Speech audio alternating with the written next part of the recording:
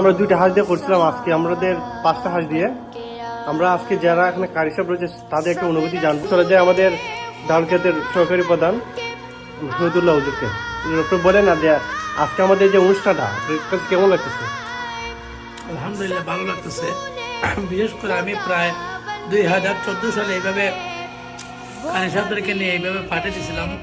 আজকে দীর্ঘ প্রায় অনেক বছর পরে এই পার্টিটা দিলাম, খুবই আনন্দ লাগতেছে। এনারা আনছেন, আমরা তিনার জন্য দোয়া করি। খুব সুস্বাদু খাবার। সবচেয়ে বড় বিষয় হচ্ছে আমরা সকলে মিলে একসাথে খাবার খাচ্ছি, মনের মধ্যে তৃপ্তি পাওয়া যাচ্ছে। পাথরের মানুষ এত সুস্বাদু করে খাবার তৈরি করতে পারে।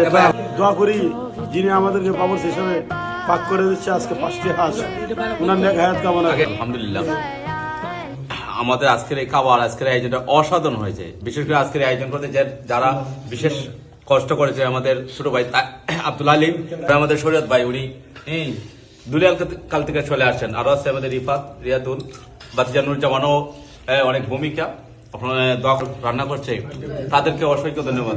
আমরা এইভাবে মিলেমিশে সব ব্যবস্থায় থাকতে পারি, ওইভাবে মাঝে মাঝে আয়োজন করে আমরা খেতে পারি। আর যারা এই খাবার রান্না করছে তাদেরকে অসংখ্য ধন্যবাদ। আজকে খাবারের অনুভূতিটা আলহামদুলিল্লাহ অনেক যথেষ্ট পরিমাণ ভালো হয়েছে। বিশেষ করে যে খাবারের আগে, আয়োজনের আগে যে ভর্তাটা দেওয়া হয়েছে, আলহামদুলিল্লাহ অনেক টেস্ট ও ভালো লাগছে। ভালোবাসা হইলো তার প্রতি যারা রান্না করছে, কষ্ট করছে, প্রিয় মানে সবসময়। খাবারটা অনেক সুস্বাদু হয়েছে।